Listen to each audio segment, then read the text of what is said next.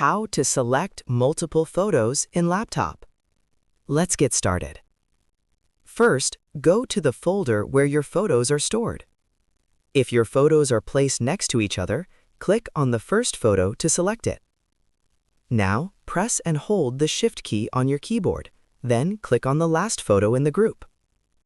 This will automatically select all the photos between the first and last one.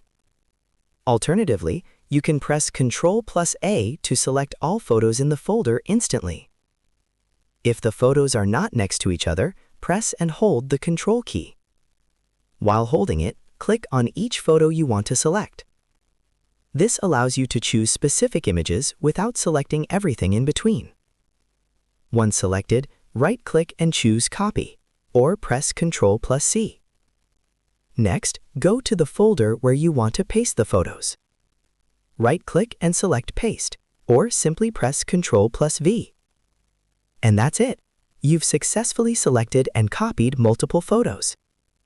If you found this video helpful, don't forget to like the video, subscribe, and press the bell icon for more quick tech tutorials. Thanks for watching.